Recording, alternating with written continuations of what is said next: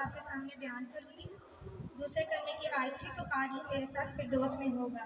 आज मैं आपको वक्तों के ताल्लुक से बताना चाहूँगी। यीशु मसीह की 6 पेशनगोइयाँ हुई, 4 अदालतों में पेश किया गया।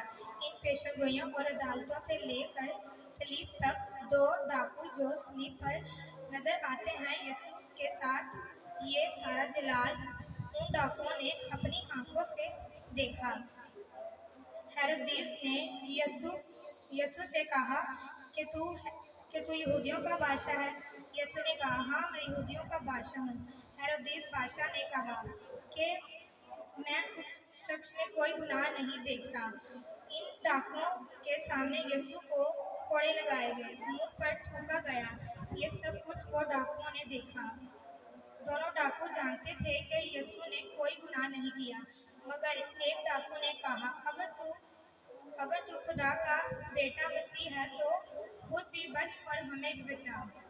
मगर दूसरे डाकू ने कहा कि तू खुदा से नहीं डरता, हम तो दुरुस्त तौर पर सजा पाते हैं। मगर उसने तो कोई गुनाह नहीं किया। दूसरे डाकू ने यीशु से कहा, ऐ यीशु, जब तू अपनी बादशाही में आए तो मुझे भी याद करना। यीशु ने कहा, तू आज ही मेरे साथ फिरदौस में होगा। हालेलुया।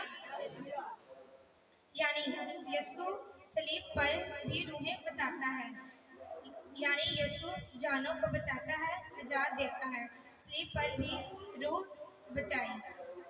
असल में जो डाकू जब किसी को लूटते थे तो शहर के बाहर छुप जाते थे।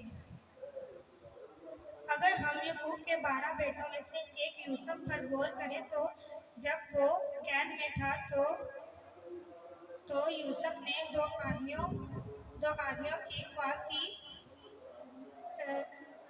की तकलीफ की। एक से कहा कि तेरी गर्दन सर से अलग होगी, धड़ से अलग होगी, और सकी से कहा तू फिर बहाल हो जाएगा, दोबारा तू बादशाह को जाम प्याला देगा।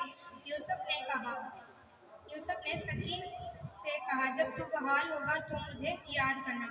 मगर जब सकी बहाल हुआ तो वो यूसुफ को भूल गया। मगर यहाँ पर जो सलीब पर है वो उस सकी से भी बड़ा है। वो हमें कभी भी नहीं भूलता।